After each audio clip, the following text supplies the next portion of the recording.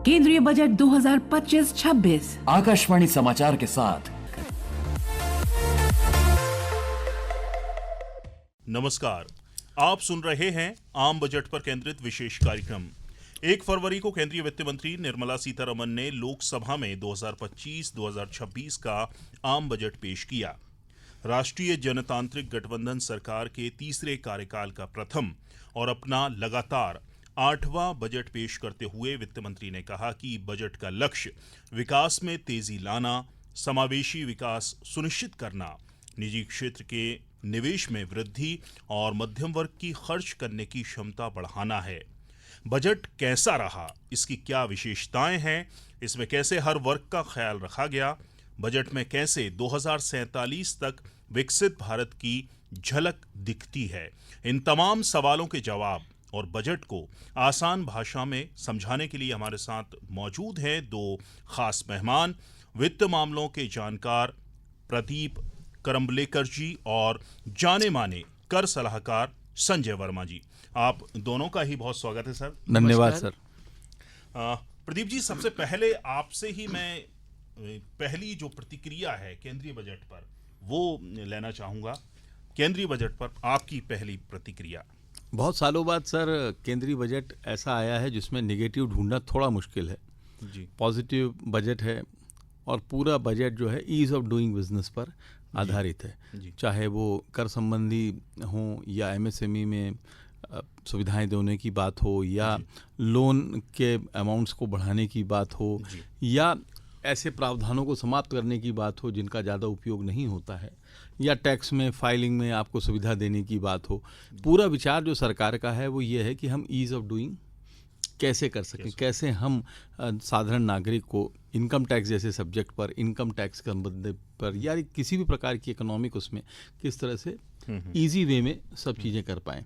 और यही इस बजट को सुनने के बाद मुझे सबसे पहले लगा कि सरकार की पूरी मंशा सरलीकरण जिसको हम कह सकते हैं, अपनी अर्थव्यवस्था का और आर्थिक विश्लेषणों का सरलीकरण जो भी हम प्रैक्टिस करते हैं उसका सरलीकरण कैसे किया जा सकता है उस पर ही आधारित है। जी जी।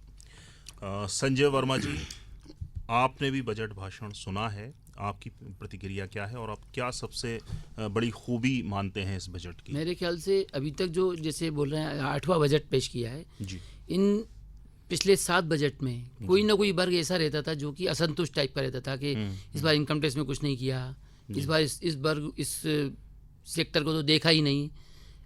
मेरे ख्याल से इस बार ऐसा कोई भी नहीं निकलेगा जो ये कहे कि इस सेक्टर को नहीं देखा। सभी सेक्टर को टच किया गया है और इनकम टैक्स को लेकर तो जो सबसे ज़्यादा बजट का मतलब लोगों के लिए होता है सिर्फ इनकम टैक्स। जी जी। कई ज़्यादातर लोग ऐसे होते हैं जो सिर्फ इनकम टैक्स के लिए बजट सुनते हैं कि इनकम टैक्स कितना कम हुआ, कितना ज़्यादा हुआ। तो वो तो सभी वर्ग जो है, चाहे वो सीनियर सिटीजन हो, चाहे वो कोई भी वर्ग का हो, सभी वर्ग के लिए वो एकदम प्रसन्न हो गया कि मज़ा आ गया कि जैसे बजट सुन के तबीयत खुश हो गई। जी जी। प्रदीप जी, केंद्रीय बजट में जो वित्त मंत्री हैं उन्होंने विकास के 4 इंजनों की पहचान की है, उनकी बात की है। वो कौन से हैं? कृषि, एमएसएमई, निवेश, इन्वेस्टमेंट और निर्यात। इसका क्या अर्थ है और जो बजट है उस पे इन चारों पर किस तरह फोकस किया गया है?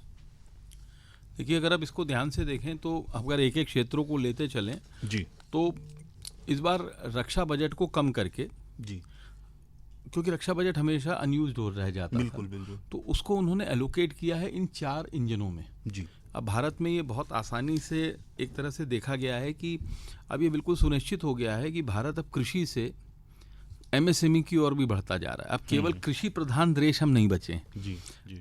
अब हम उतने ही इन्वेस्टमेंट फ्रेंडली देश भी बनने की कोशिश कर रहे हैं ताकि बाहर का फंड हमारे यहाँ आए।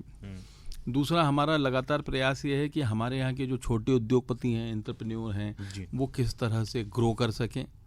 कृषि हमारा बेस है, तो कृषि पे तो आप एलोकेशन हमेशा ही देखेंगे। और जो सबसे अच्छी बात लगातार होती जा रही है, जो मैं स्टार्टअप्स में भी देखता हूँ और सरकार की भी मंशा दिखती है कि सरकार अब एग्रीकल्चर को भी एग्री टेक की तरफ मोड़ने के लिए राजी है।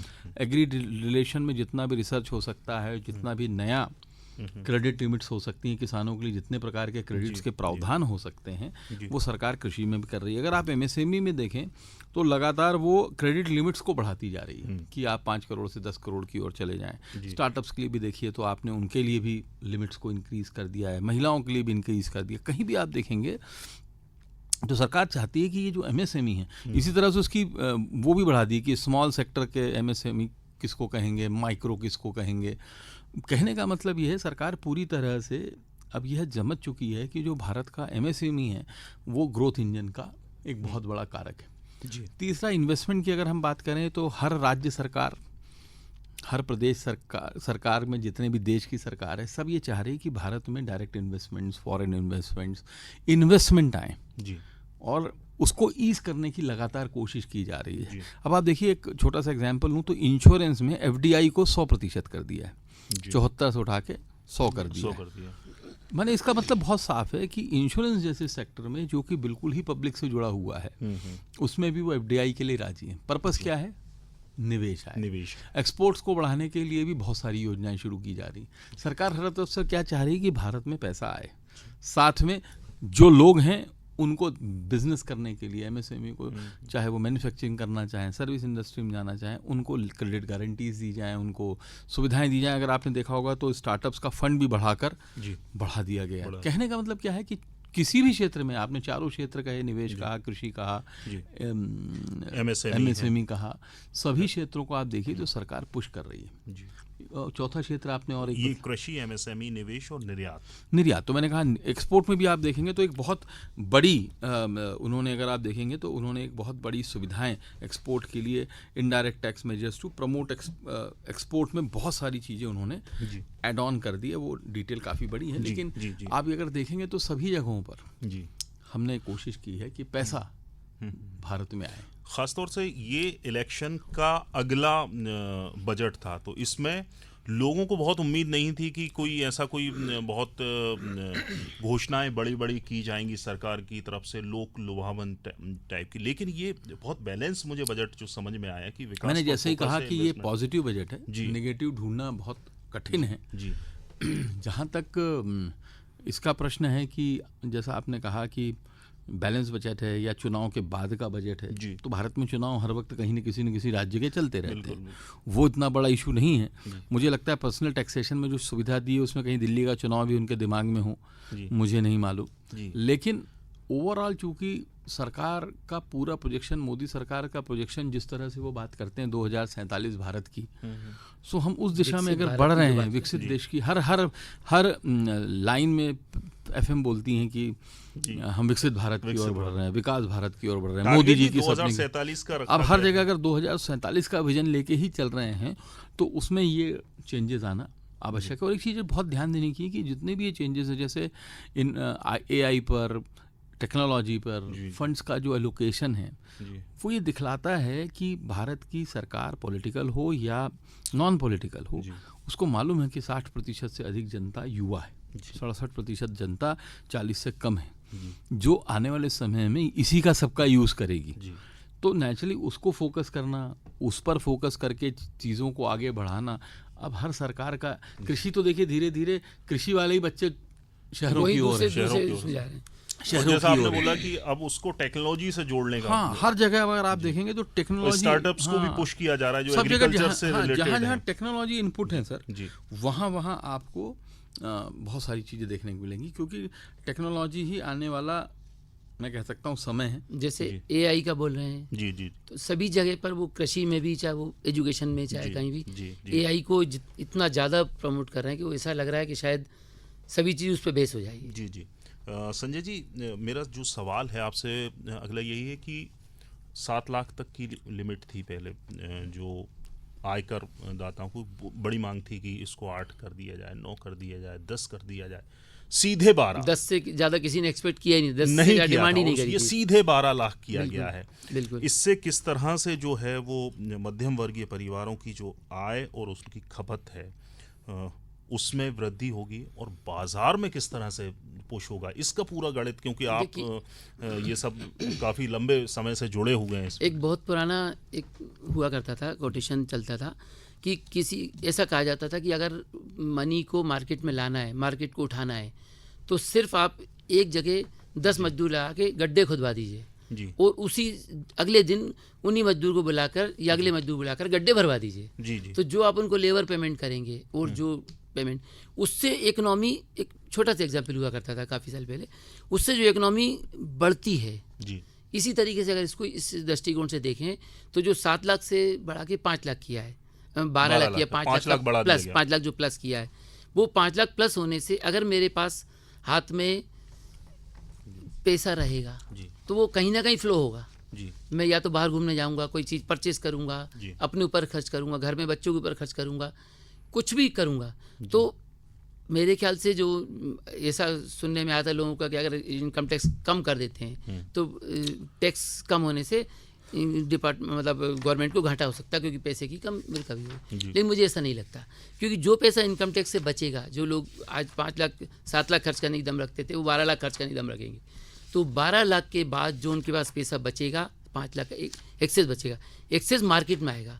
और जब मार्केट में आता है तो मल्टी पॉइंट जीएसटी मिलता है, वो भी जीएसटी भी गवर्नमेंट का ही पार्ट जी। है। तो अगर यहाँ से हमने छोड़ा है तो मल्टी पॉइंट जीएसटी जो हमारे पास आ रहा है, चाहे वो किसी भी जगह यूज़ करेगा, उसको जिस तरह से टैक्स मिलेगा, वो टैक्स को गवर्नमेंट को भी फ़ायदा है, जी प्लस लोगों को रहन सहन की जो स्तर है वो काफ़ी कुछ हद तक उससे बढ़ेगा। जी जी जी क्योंकि अभी तक जो होता था लोग उस पैसे उस लिमिट तक खर्च कर पाते थे। जी अच्छा, दूसरी एक चीज़ और इसमें, जिस तरह से नए टैक्स रेट लेकर आए, जी इतना टैक्स रेट में हाइक आज तक कभी नहीं हुआ। हम्म। कि बिल्कुल जो लोग एक्सपेक्ट, शायद मैं मुझसे भी पूछा गया, मैंने भी एक्सपेक्ट ये किया था कि 15 लाख तक 15 लाख के बाद 30% है, तो हो सकता है 15 के 25% जोड़ के 15 to 18 का एक स्लैब और दे दें, उसके बाद 18 के ऊपर 30% है। लेकिन जिस तरह से एकदम ही बढ़ा दिया है, तो ये सब चीज़ें कहीं ना कहीं जैसा पैसा आएगा वो पैसे का यूज़ कर पाएंगे लोग, और वो मार्केट में ही आएगा, उसका गवर्नमेंट को ही कहीं ना कहीं फ़ायदा मिलेगा, प्लस बाकी जो लोग हैं सभी को बेनिफिट मिलेगा। अच्छा, अगर 12 लाख तक की आय वाले जो हैं उनको अनुमानित कितना फ़ायदा होगा, कितने हज़ार का फ़ायदा होगा एक साल में होगा? लेकिन ये 2026 में ही, 2026 अभी तो नहीं होगा, फाइनेंशियल ईयर, कितना ये जो होगा? बजट होता है वो फाइनेंशियल ईयर 25-26 मतलब 25-26 के लिए है।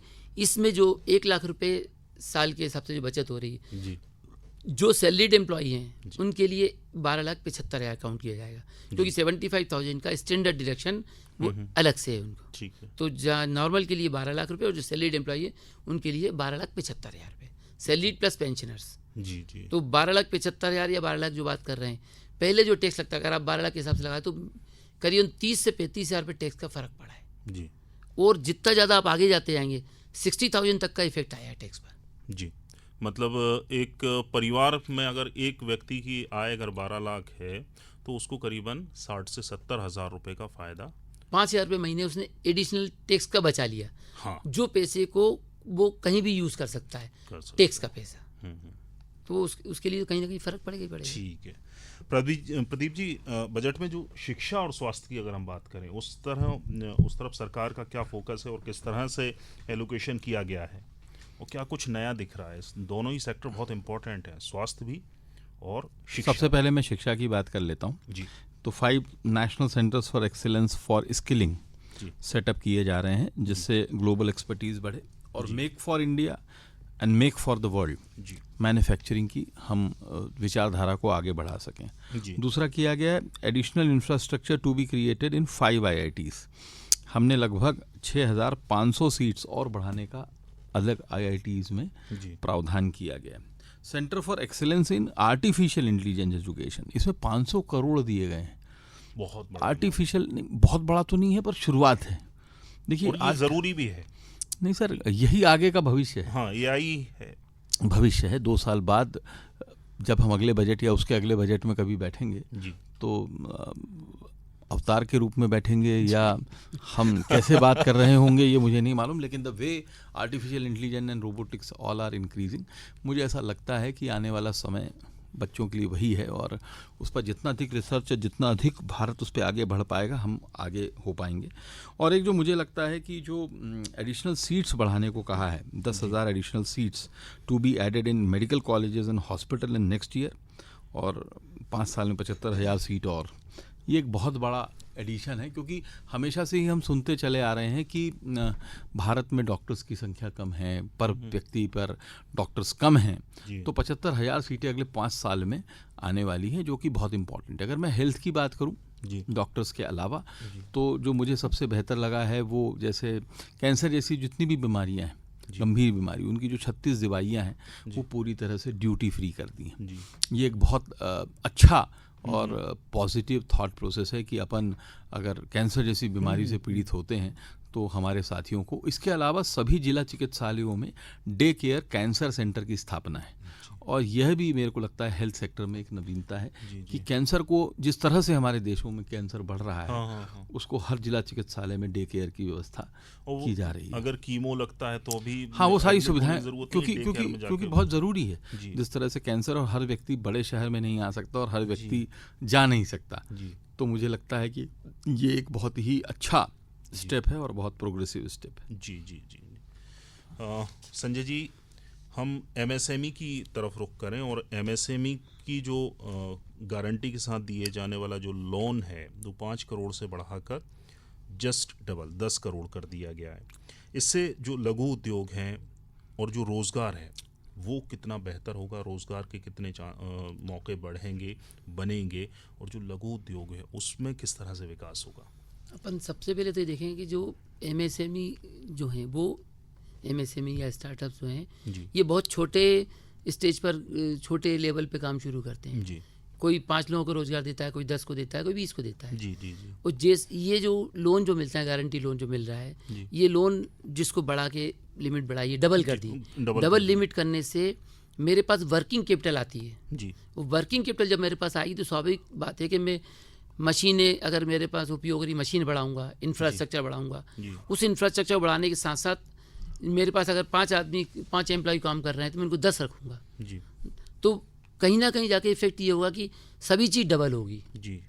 मेरा प्रोडक्शन डबल होगा जो भी मैं कर रहा हूँ, मेरे वर्कर्स मेरे पास डबल होंगे, मेरे पास इंफ्रास्ट्रक्चर डबल होगा, तो हर चीज़ जो डबल होगी, तो कहीं ना कहीं अगर रोज़गार के पॉइंट ऑफ व्यू से देखें, रोज़गार को भी मैं बढ़ावा दे रहा हूँ। जो आधे लोगों को रोज़गार मिलता है उससे ज़्यादा मिलेगा। प्लस कई लोग, कुछ ऐसे स्टार्टअप से जो कि उस लिमिट में हो ही नहीं पाते थे।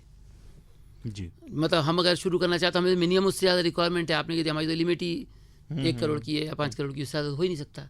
तो वो स्टार्टअप जो नहीं कर पाते थे या जो बिजनेस नहीं सेट हो पाते थे, वो भी आ जाएंगे। लिमिट बड़ी होने से उनको उसका बेनिफिट मिलेगा, वो भी आगे आके काम कर पाएंगे। बिल्कुल बिल्कुल बिल्कुल। कई नए बिजनेस उसमें स्टार्ट हो पाएंगे। और जैसा कि प्रधानमंत्री कई मौकों पर ये कहते भी हैं कि आपको नौकरी मांगने से ज़्यादा देने वाले बनिए आप। तो मुझे लगता है कि ये उस दिशा में एक मील का पत्थर साबित हो सकता है कि अगर फंडिंग होगी युवाओं के पास, वो खुद का काम कर पाएंगे और दूसरों को रोजगार दे पाएंगे।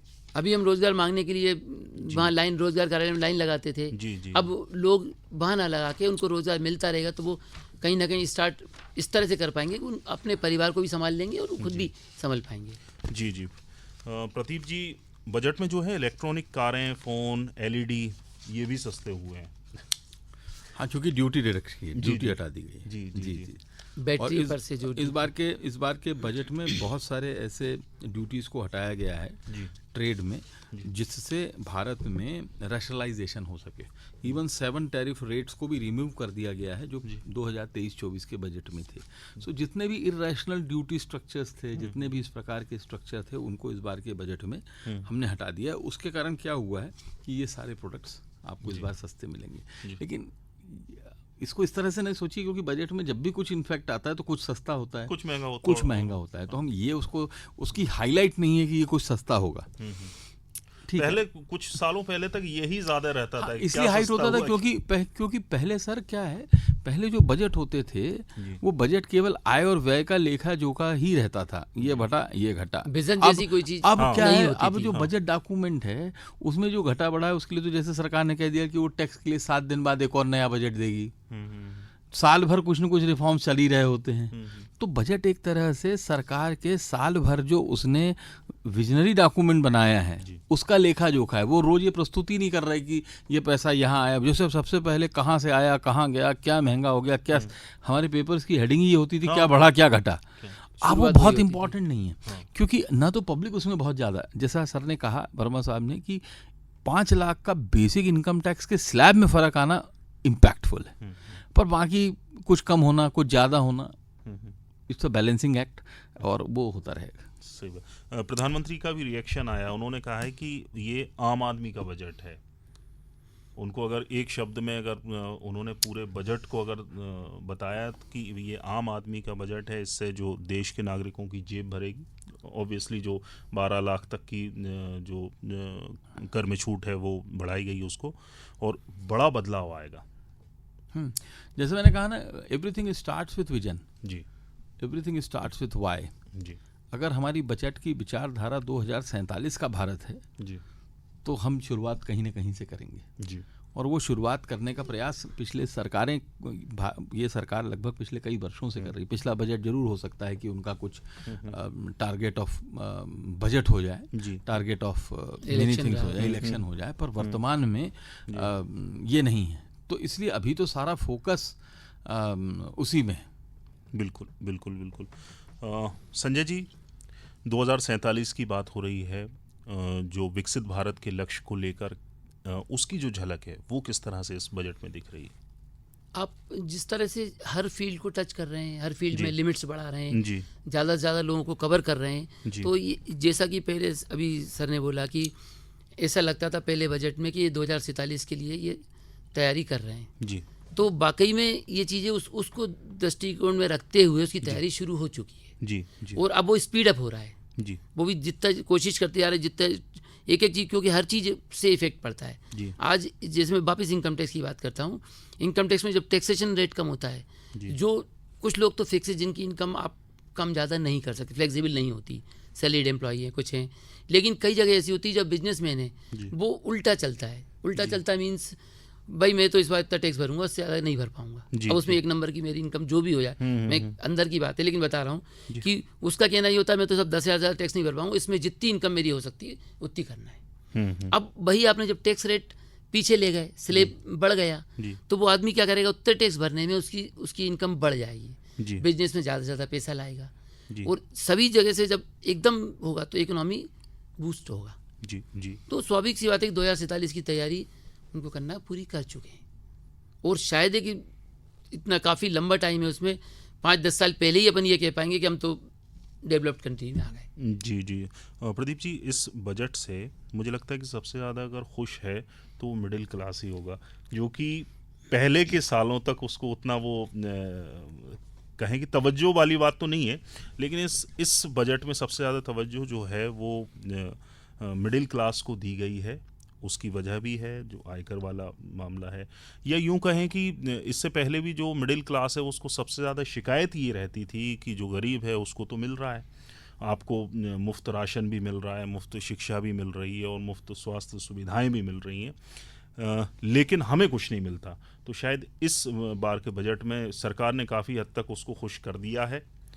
हाँ, मैं भी ऐसा मानूंगा, चाहे MSME हो, जी, MSME मतलब मध्यम वर्ग से ही आते हैं, स्टार्टअप्स भी लगभग मध्यम वर्गों से ही आते हैं, जी, जितने भी एंटरप्रेन्योरशिप को आगे बढ़ाने के लिए चीज़ें होती हैं वो सभी मध्यम वर्ग से जुड़ी है। अगर आप मेडिकल सीट्स बढ़ाने की बात करते हैं वो भी मध्यम वर्ग से ही जुड़ी है, और इनकम टैक्स निश्चित तौर पे मध्यम वर्ग से बढ़ा। इसमें जैसे सीनियर सिटीजन की बात करें, सीनियर सिटीजन की संख्या हमारे देश में लगातार बढ़ती जा रही है, और जिस तरह से उनके लिए TDS और टैक्सेशन में सुविधा दी गई है, या कहा गया है कि उनके लिए जो उनकी स्कीम थी जो पोस्ट ऑफिस में चलती थी, नेशनल स्कीम NSS जो चलती थी, उस पर उनको इंटरेस्ट को फ्री कर दिया गया है टैक्स से।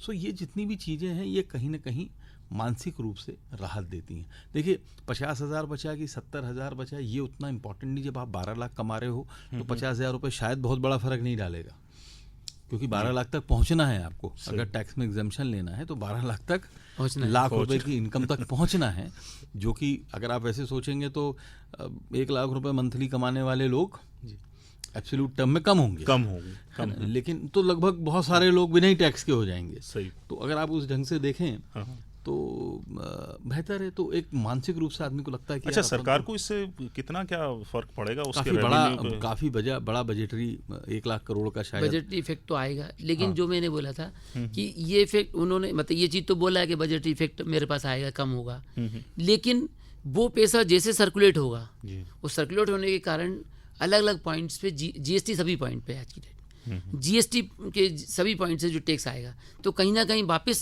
कुछ पार्ट हमारे पास वापस भी आएगा। वो उसको जिस तरह से हम देख रहे हैं, अगर आप कभी पिछले रिकॉर्ड देखेंगे तो जीएसटी कलेक्शन है हर क्वार्टर में, ईयर वाइज हर क्वार्टर में जीएसटी कलेक्शन बढ़ता जा रहा है जी और जो टारगेट वो लेके चल रहे हैं मेरे ख्याल से उससे 10 या 15% ऊपर ही जा रहा है। जी तो उसी चीज़ को ध्यान में रखते हुए इनकम टैक्स कम करो, पैसा आएगा, सर्कुलेट होगा, मनी सर्कुलेट होगी, जितनी सर्कुलेट होगी उतना उसका यूज़ होगा, उससे मिलेगा। जी जी।